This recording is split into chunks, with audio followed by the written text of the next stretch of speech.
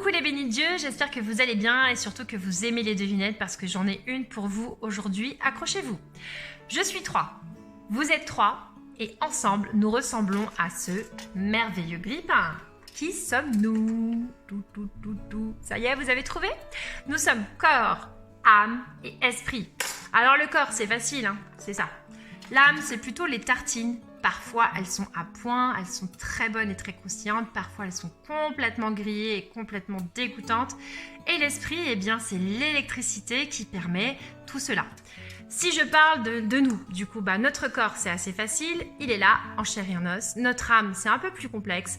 C'est nos émotions, nos sentiments, c'est notre intelligence, notre volonté. Et c'est dans ces domaines que le psy peut travailler, par exemple. L'esprit, c'est un peu plus flou.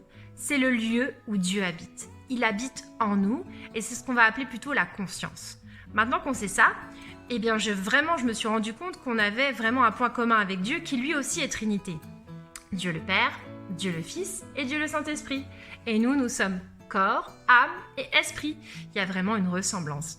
Alors du coup, notre corps, c'est assez facile. On aime bien en prendre soin. On aime bien le nourrir, bien dormir, faire des activités sportives. Notre âme, c'est un peu plus compliqué parce que tout le monde n'est pas capable de dire ses émotions, ses ressentis en fonction de son passé, de sa personnalité, etc. Ça se travaille.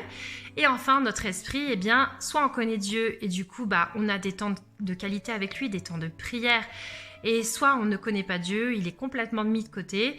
Et ça peut encore arriver, je vous rassure. Dieu a très envie de vous connaître et de vivre en vous.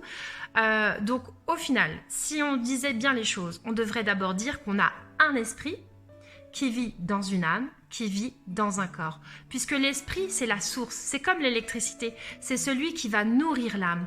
L'âme va nourrir le corps. Et en fait, en se nourrissant les uns aux autres, eh bien, nous sommes dans un bien-être. Si on n'alimente pas correctement l'un des 3 domaines, eh bien, on va sentir des failles, des faiblesses. Vous avez sûrement déjà dû constater que parfois, lorsque votre âme est complètement dépassée, débordée, en burn-out, etc., eh bien, votre corps va réagir par de l'eczéma ou des plaques sur le crâne. Moi, souvent, ça m'arrivait d'avoir des grosses croûtes au niveau du crâne. Bref, en gros, votre corps réagit. Eh bien, il faut nourrir votre esprit et ensuite, il va nourrir votre âme. Et ensuite, il va nourrir votre corps. Voilà, que le Seigneur nous aide vraiment à avoir cette disposition de cœur pour se tourner vers lui et lui laisser vraiment la place de vivre dans notre esprit, d'être à son écoute. Parce que le Saint-Esprit vraiment nous parle chaque jour. Voilà, soyez bénis, je vous aime fort, à bientôt.